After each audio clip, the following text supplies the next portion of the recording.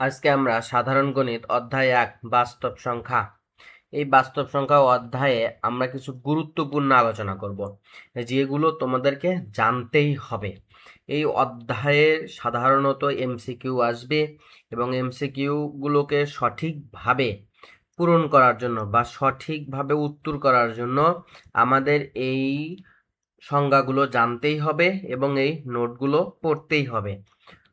সুতরাং যারা আমার এই চ্যানেলে নতুন, চ্যানেলটিকে সাবস্ক্রাইব করো এবং চলো দেরি না করে শুরু করা যাক। দেখো, আমাদেরকে এই বাস্তব সংখ্যার অধ্যায়ে সর্বপ্রথমে যেটা জানতে হবে সেটা হচ্ছে স্বাভাবিক সংখ্যা কাকে বলে।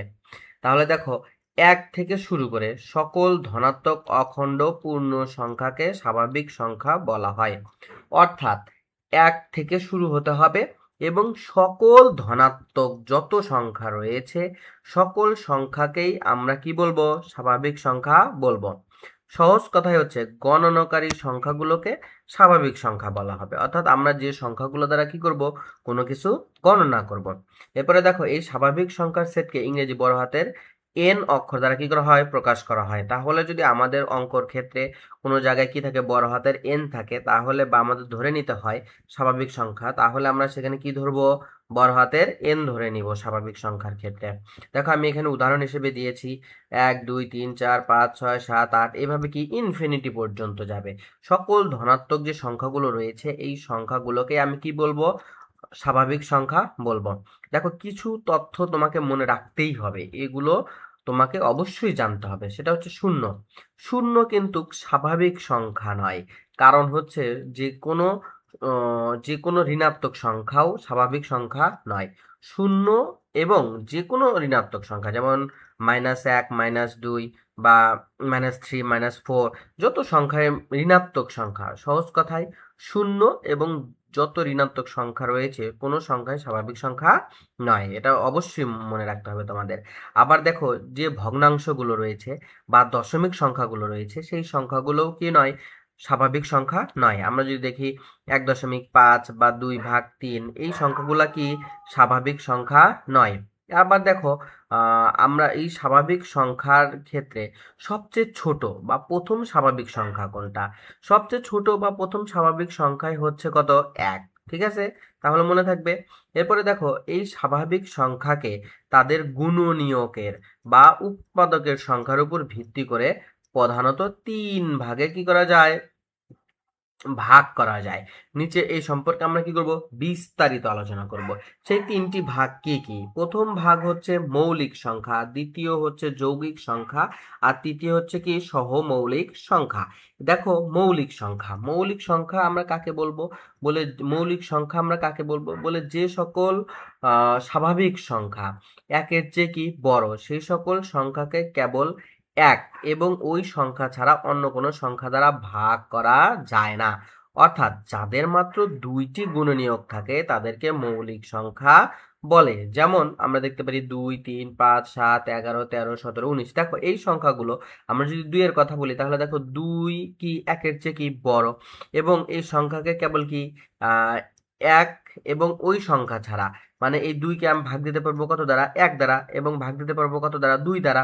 এছাড়া কি অন্য কিছু দ্বারা ভাগ দেওয়া যাবে? যাবে না। তার মানে 2 কি? 2 হচ্ছে মৌলিক সংখ্যা। দেখো, 3কে আমি 1 দ্বারা ভাগ দিতে পারবো এবং কি 3 দ্বারা ভাগ দিতে পারবো। তাছাড়া অন্য কিছু দ্বারা কি করা যাবে না? 3কে ভাগ করা যাবে না। অতএব আমরা বলতে পারি যে এই সংখ্যাগুলো কি? মৌলিক সংখ্যা। এরপরে দেখো, 2 হলো একমাত্র জোড় মৌলিক সংখ্যা, মানে একটাই জোড়া সংখ্যা রয়েছে যেটা কি একমাত্র মৌলিক সংখ্যা, সেটা হচ্ছে কি 2। 2 ছাড়া অন্য সব মৌলিক সংখ্যাই কি? বিজোড়। মনে থাকবে। দেখো, আমাদের 1 থেকে 100 এর মধ্যে মোট কতটি? মোট হচ্ছে 25টি মৌলিক সংখ্যা রয়েছে। 1 থেকে 100 এর মধ্যে কয়টি মৌলিক সংখ্যা রয়েছে? 25টি মৌলিক সংখ্যা রয়েছে।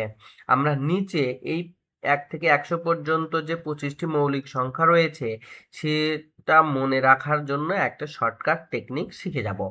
এরপরে দেখো, যৌগিক সংখ্যা। আমরা যদি বলি যে যৌগিক সংখ্যা কাকে বলে, বলা হচ্ছে যে 1 এর চেয়ে বড় যেসব সংখ্যাকে 1 এবং ওই সংখ্যা ছাড়া অন্য 1 বা একাধিক সংখ্যা দ্বারা নিঃশেষে ভাগ করা যায়। অর্থাৎ যাদের 2টির বেশি গুণনীয়ক থাকে তাদেরকেই যৌগিক সংখ্যা বলে। যেমন দেখো, 4 6 8 10 12 14 15 ইত্যাদি। দেখছো, নয়ও, কারণ 9 কিন্তু বিজোড় সংখ্যা, কিন্তু সেটা কি যৌগিক সংখ্যা। কারণ দেখো আমরা 9কে কি করতে পারবো, 9কে হচ্ছে আমরা 1 দ্বারা ভাগ দিতে পারবো, 3 দ্বারা ভাগ দিতে পারবো, আবার 9 দ্বারাও ভাগ দিতে পারবো। অর্থাৎ এদের গুণনীয়ক হচ্ছে কয়টি, 3টি। অর্থাৎ এদের 2টির বেশি গুণনীয়ক রয়েছে। আমরা 4কে যদি ভাগ দিই, দেখো 1 দ্বারা ভাগ দিতে পারবো, 2 দ্বারা ভাগ দিতে পারবো, 4 দ্বারা ভাগ দিতে পারবো। তার মানে এই সব কিছুই কি যৌগিক সংখ্যা। আমাদের সবচেয়ে যৌগিক সংখ্যাটি হলো কি 4। 4 হচ্ছে সবচেয়ে ছোট যৌগিক সংখ্যা। এরপরে দেখো যৌগিক সংখ্যা জোড় বা বিজোড় উভয়ই হতে পারে। যেমন 9, 9 কি 9 বিজোড় যৌগিক সংখ্যা নয়? হ্যাঁ। তাহলে যেমন 15 হবে, 15 দেখো বিজোড়, বিজোড় কি বিজোড় যৌগিক সংখ্যা। ঠিক আছে, তার মানে আমাদের যৌগিক সংখ্যাগুলো কি হতে পারে, জোড়ও হতে পারে, আবার কি বিজোড়ও হতে পারে। এরপরে দেখো একের আমরা যদি বিশেষ অবস্থান দেখি, তাহলে দেখো এক সংখ্যাটি মৌলিক বা যৌগিক কোনোটিই নয়, কারণ মৌলিক হতে হলে ভিন্ন দুইটি গুণনীয়ক এক এবং ওই সংখ্যা থাকতে হয়। কিন্তু দেখো একের গুণনীয়ক কেবলমাত্র কি একটি, সেটা কি শুধুমাত্র এক। এই জন্য এক হচ্ছে মৌলিক বা যৌগিক কোনো সংখ্যাই নয়। ঠিক আছে, এরপরে দেখো আমরা আরো একটা সংখ্যা সম্পর্কে ধারণা অর্জন করি, সেটা কি সংখ্যা, সহমৌলিক সংখ্যা। প্রকারভেদের বাইরে এই সংখ্যার একটি বিশেষ সম্পর্ক, দুটি স্বাভাবিক সংখ্যার মধ্যে এক ছাড়া অন্য কোনো সাধারণ গুণনীয়ক না থাকলে সংখ্যা দুটিকে পরস্পরের সহমৌলিক সংখ্যা বলে। যেমন দেখো 8 এবং 9, 8 এর গুণনীয়ক গুলো কোনগুলো, 8 এর গুণনীয়ক হচ্ছে 1 2 4 8, এবং 9 এর গুণনীয়ক হচ্ছে 1 3 9। এদের মধ্যে দেখো এক ছাড়া কোনো কি নাই, মিল নাই, তাই এরা পরস্পরের কি সহমৌলিক সংখ্যা। 1 থেকে 100 পর্যন্ত মোট কয়টি, 25টি মৌলিক সংখ্যা রয়েছে, আমরা আগেই জেনেছিলাম না? তাহলে দেখো এগুলো সহজে মনে রাখার জন্য জাদুকরি মোবাইল নাম্বারের মতো আমরা কি করব, শর্টকাট একটা কোড মনে রাখবো আমরা। সেই শর্টকাট কোডটি কি, সেই শর্টকাট কোডটি হচ্ছে কি 44 22 322 321। এটা সহজ একটা জিনিস, বা আমরা মনে রাখতে পারি যে কি 44 22 322 321।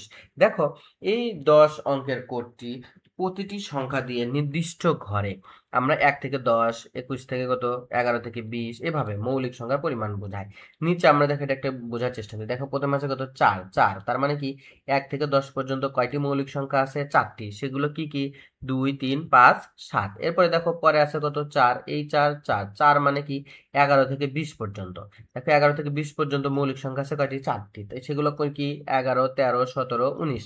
এরপরে দেখো আচ্ছা আমরা ধরছি কত, 2 2, তাহলে 2 হচ্ছে এটা কত, 21 থেকে কত 30 পর্যন্ত মৌলিক সংখ্যা আছে কয়টি, 2টি, সেটা হচ্ছে 23 আর 29।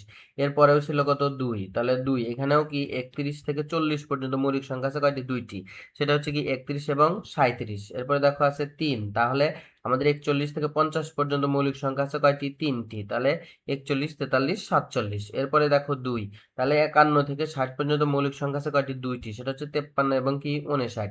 এরপরে আছে কত, 2, তাহলে দেখো 2 61 থেকে 70 পর্যন্ত মৌলিক সংখ্যা কয়টি, 2টি, 61 আর 67। এরপরে দেখো 3 আছে আমাদের, এই যে 3, তাই না, এই 3, তাহলে 71 থেকে 80 পর্যন্ত মৌলিক সংখ্যা হচ্ছে কয়টি, 3টি, 71 73 এবং 79। এরপরে দেখো আছে কত, 2, তাহলে 2 81 থেকে 90 পর্যন্ত মৌলিক সংখ্যা কয়টি, 2টি, একটা 83 আর একটা কি 89। এরপরে আছে কত, দেখো 1, তাহলে 91 থেকে 100 পর্যন্ত মৌলিক সংখ্যা কয়টি, একটি, সেটা হচ্ছে কি 97টি। তাহলে দেখো মোট মৌলিক সংখ্যা আমাদের কতগুলো রয়েছে, আমরা যদি কি যোগ দিই তাহলে কয়টি পাবো, 25টি।